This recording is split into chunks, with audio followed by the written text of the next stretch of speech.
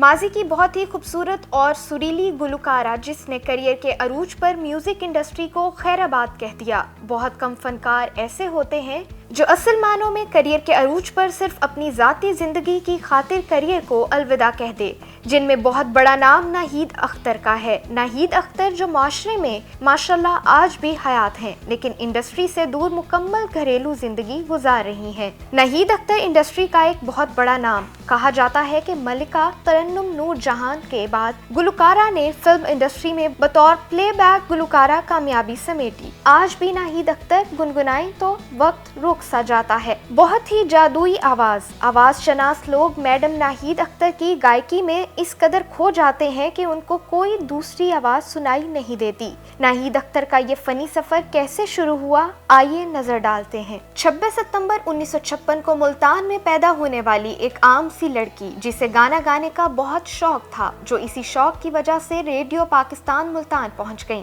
Radio سے اپنے فنی سفر کا آغاز کیا۔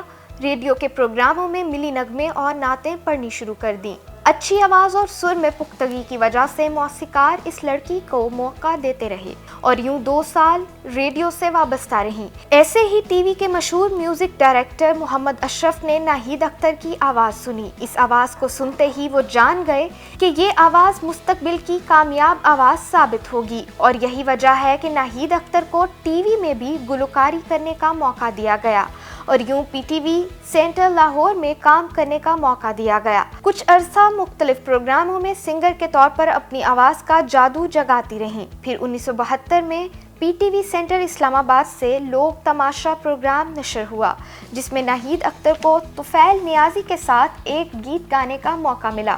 بس یہ گیت گانے کی دیر تھی، یہاں سے ناہید اختر کی آواز نے خود کی پہچان اور کامیابی سمیٹ لی۔ پنجابی گانا مینوں سوڈا واٹر لیا دے، یہ گیت ناہید اختر کی پہچان بنا۔ اسی گیت کو مختلف پروگراموں میں گا کر خود کی پہچان بنانے میں کامیاب ہو گئیں۔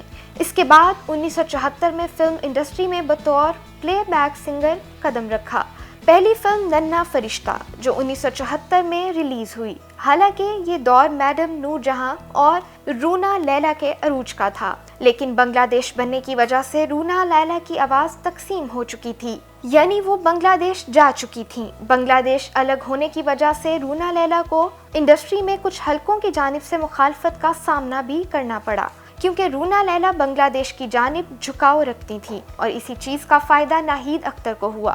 ناہید اختر کو رونا لیلا کے متبادل کے طور پر پیش کیا گیا، لیکن ناہید اختر نے اپنی گائیکی سے ثابت کیا کہ وہ اپنی الگ پہچان اور آواز رکھتی ہیں۔ میڈم نور جہاں نے ناہید اختر کو بہت سپورٹ کیا، حالانکہ وہ میڈم کی ہی طرز پر فلموں میں گا رہی تھیں۔ 1974 کے آخر میں ایک فلم ریلیز ہوئی جس کا نام تھا شمع، جس میں بہت بڑی کاسٹ شامل تھی۔ اس فلم میں ناہید اختر نے پہلی بار استاد مہدی حسن کے ساتھ مل کر گلوکاری کی، اور اسی فلم سے ناہید اختر کو بریک تھرو ملا۔ فلم سپر ہٹ ہو گئی، جو کئی ہفتے سینما گھروں کی زینت بنی رہی۔ اس فلم نے ناہید اختر کو بہت عروج پر پہنچا دیا۔ اس فلم کے گیت بہت مشہور ہوئے، جس میں ایک گیت کسی مہربان نے آ کر میری زندگی سجا دی۔ اس سے اگلے سال ایک اور سپر ہٹ فلم ریلیز ہوئی جسے چائنا میں بھی بہت پسند کیا گیا، جو بابرہ شریف اور غلام محی الدین کی پہلی سپر ہٹ فلم تھی۔ فلم کا نام تھا میرا نام ہے محبت۔ یہ فلم 1975 میں ریلیز ہوئی۔ اس فلم میں احمد رشدی، مہدی حسن اور ناہید اختر نے اپنی آواز کا جادو جگایا۔ اس فلم کا ہر گیت ایک سے بڑھ کر ایک تھا۔ تجھے پیار کرتے کرتے میری عمر بیت جائے، یہ دنیا رہے نہ رہے میرے ہمدم، کہانی محبت کی زندہ رہے گی، یہ دونوں گیت اپنے وقت کے سپر ہٹ گیت ہیں۔ پھر ایک گیت جو ملکہ ترنم میڈم نور جہاں اور ناہید اختر نے مل کر گایا اور بہت سپر ہٹ ہوا، سہیلیے نی پیار پیار منو ہویا، سینکڑوں فلموں میں پلے بیک سنگنگ کی۔ 80 کی دہائی میں ناہید اختر پر عروج کا دور تھا۔ تقریباً 500 کے قریب فلموں میں اپنی آواز کا جادو جگایا۔ ناہید اختر نے اپنی آواز سے بہت کم وقت میں بے پناہ شہرت سمیٹی۔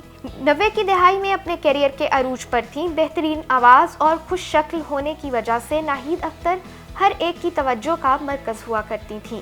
اسی طرح پاکستان پیپلز پارٹی کے سینئر سیاستدان جو سابقہ وزیر اعظم پاکستان بھی ہیں، یوسف رضا گیلانی ناہید اختر کی آواز اور ان کی شخصیت کے دیوانے ہو گئے۔ اس دور میں اخباروں اور رسالوں میں یہ تک چھپا کہ یوسف رضا گیلانی اور ناہید اختر نے شادی کر لی ہے، لیکن یہ شادی جس قدر جلدی میں ہوئی اسی تیزی سے طلاق بھی ہو گئی۔